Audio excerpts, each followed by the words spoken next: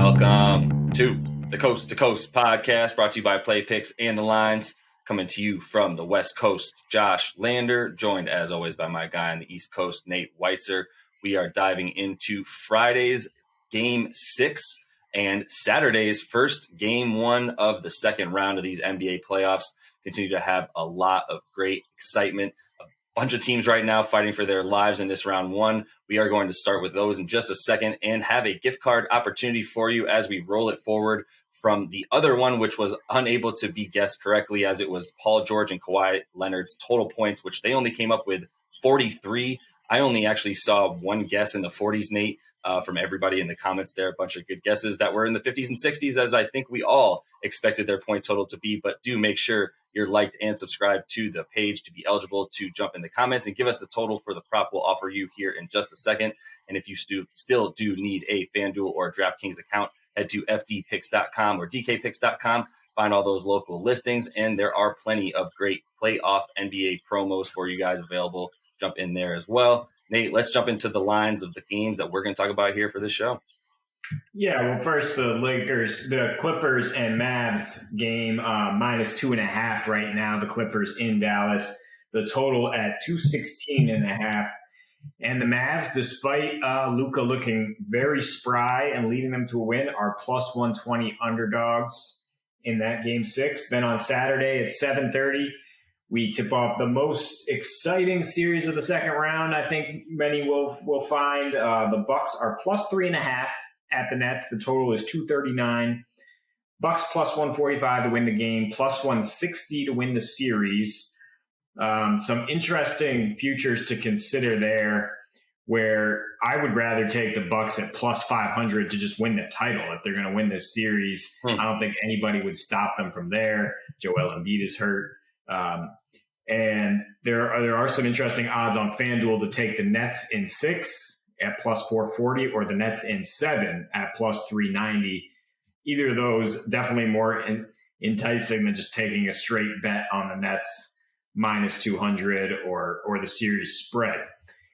But as far as breaking down Game 1, I think what I'm looking for first and foremost is Milwaukee to start aggressive as they have throughout these playoffs. They really just caught fire in Game 2 against Miami and haven't looked back. I would be looking at the first quarter line for the Bucks plus 1.5. I would look at the total there, 59.5. And the total for the first half combined is 118. I mean, obviously, we know these are two of the top offensive teams in the league. They're actually 1 and 2 in first half scoring. The three matchups we had between them this year, James Harden did not play in the second two. Kyrie missed the first one. Yet those second two games went over 240. Durant and Giannis both guarding each other at times, but both getting plenty of numbers. Giannis averaged nearly 40 points per game in those three matchups. So interesting bet on FanDuel. Again, Giannis 30 plus in the win is plus 280. Just the fact that I would be watching for his rebounding props. The fact that he's averaging 14.2 boards per game since the 2020 playoffs started. Very impressive. Got 60 boards in those 4 games against Miami. It's what's so intriguing about this is the way that the Bucks can potentially guard the big three. They have their own defensive big three. Drew Holiday has a good track record against Harden. We saw Giannis come up with the clutch block on KD. He averages nearly 3 steals and blocks per game in head-to-head matchups with KD. The Bucks played at the fastest pace in the NBA on the road during the second half and allowed a league high 40% from 3 on the road this season. So, I mean, they did a good job limiting paint points, but that's not really what Brooklyn's going to burn you with. Brooklyn coming off a series in which they shot 50% from the floor, 128 offensive rating. Obviously, the numbers indicate we're going to see a lot of offense here. As I mentioned, over 240 without Harden, whereas the Nets play incredible offense when Harden is out there, just so efficient. I would have no problem taking the team total for either side here, especially the Bucks at 118.5. because the Nets are really not strong in terms of protecting the paint, in terms of denying Giannis down there. I think Jeff Green's actually going to be missed in this series, and he's at least ruled out for game one. And I like Milwaukee to continue the momentum they built up and use a little bit of a rest advantage to get points on the board. The last thing I will throw out is if you want the Nets and the over will get you plus 225. And I don't think there's any way the Nets are going to win without scoring over like 120, right? So I think that's a pretty good bet to just consider bridging together. Or you could go Bucks and under at plus 340, leaning into the idea that their big three can contain the big three. Yeah, I think when we talk about this series, we're talking about who's going to impose their will, because I do see, the Nets going having some problems. When you look at what Brook Lopez and Giannis were able to do against Miami, what they've been doing all season as they have brought Brook Lopez down back into the paint where he was years ago before he started pulling threes from, almost half court as he has been wont to do recently. What a career arc for that guy, but that's a 30 for 30 someone else will make. But yeah, I think that's going to be a big part of this series. Who is going to defend the paint for the Nets? You said when you say Jeff Green is actually going to be missed greatly by them, that sounds scary to me, and that it's actually true. And that means, we're going to see a lot more of Claxton. DJ might get some appearances. The thing is we don't know. The Nets have not even been tested in any way yet against a Celtics team who, even if they did have the likes of Jaylen Brown and a healthy Kemba Walker all series, they don't have any interior presence like what you're about to see from the Milwaukee side.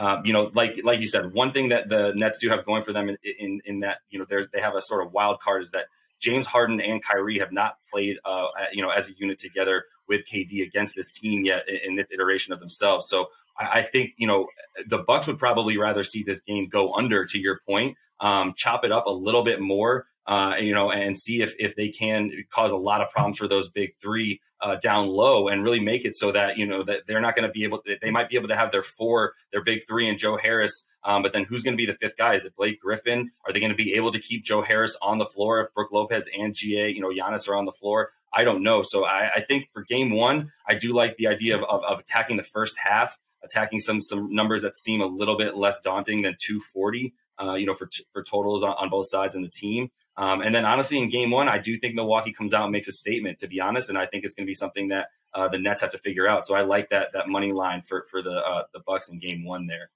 Either way, man, this is going to be the best series, I think. And you're totally right. Whoever wins this series, looking at these matchups, I don't think there's anybody in the West that can handle them. So I'm totally taking one of these two to win the chip at this point. Moving on to a game that is going to be, I don't know what's going to happen, man. I don't know what's going to happen in this Clippers-Mavs series, game 6, as we head back. It feels similar to that, Portland and Denver series that I also think is probably going 7. But we'll talk about that later in another show. At any rate, back to the Mavs. Luka is the key, obviously. I don't think that needs to be stated or can be stated strongly enough. He scored or assisted on 31 of the Mavs' 37 field goals in game 5. Historical, crazy stuff. And everyone else around him shot terribly. He shot himself 42% from the field, 50% from 3. As a team, they shot 41% from the field, 38% from 3, which is nice. But you take Luka's shots out of there, the team was putrid, right? It was just awful from everywhere. And yet still, you saw things like, PG and Kawhi having 7 turnovers in the second half, 9 for the game, really blowing it down the stretch. Obviously, the Mavs pulled away in that third quarter. And then really the other thing that was just glaring to me is Reggie Jackson took 16 field goal attempts in this game. Paul George took 15. I was trying to say, take him off the floor. But if you look at what Rondo was doing as sort of a backup point guard role, he was awful as well, with sort of a minus 19, plus minus when he was on the court versus when he was off. And then 0 for 6 from the field in 21 minutes. He was also pretty unplayable that night. A few turnovers that were costing on Rondo's side. So, at the end of the day in this one, I think you're going to actually see Luka.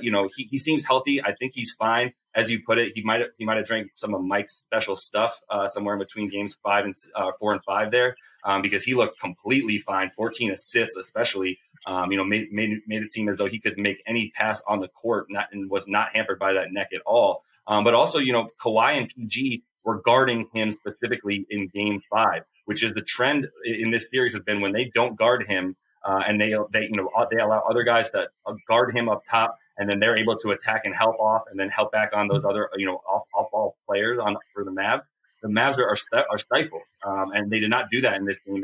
They guarded him for about 40% of the Mavs' offensive possessions between the two of them. So I think you're going to see some adjustments. I'm hoping you're going to see some adjustments from Ty Lue. I don't think you can give Reggie Jackson this many minutes if he's going to pull this many shots for them and think he's somehow better than Paul George, which he is not. And I do think you're going to see Paul George make some statement here. I think this game, you continue to see a grinded out game. I wouldn't be surprised if you get another under 216.5. That's been about the average total for this series. I do think PG is going to come out more strongly, and I do think Kawhi will do a lot better than 20 points in this game. I don't know what's going to happen because I still think Luka is going to pull some crazy stuff out of his butt. So before I turn it over to you, I did want to say that is the gift card opportunity for this show, which is give us the total points, rebounds, and assists for Luka Doncic. Last game, I believe we said it was 64 in Game 5, so maybe you want to look somewhere around that total. Either way, jump in the comments. Make sure you're liked and subscribed to the page to be eligible for that gift card opportunity. Yeah, I mean, the Reggie Jackson thing, that's really by design with the way the Mavs were defending Paul George and Kawhi. I don't know if they really did anything special on Kawhi. I think he missed makeable shots, and I think you're going to see some positive regression there. I would be waiting for his props in an elimination game. I think he will definitely bring it, but the Clippers do not have answers for a healthy Luka Doncic. I don't think anyone really does. He just can manipulate the entire defense with his play, and it's incredible to watch. If he's healthy, I'm favoring the Mavs. I love the fact that you're getting a little plus 120 on this at home. I just trust that they have a better defensive scheme to limit what the Clippers do than the Clippers can figure out to limit Doncic. I think it's that simple. But yeah, would be looking at his props and Kawhi's props as they go back and forth. And I would consider, to your point, it's been played at such a slow pace. The total is so low. I would consider the Clippers under at 109.5. I don't think they're getting 110 points in this game unless we get overtime or something.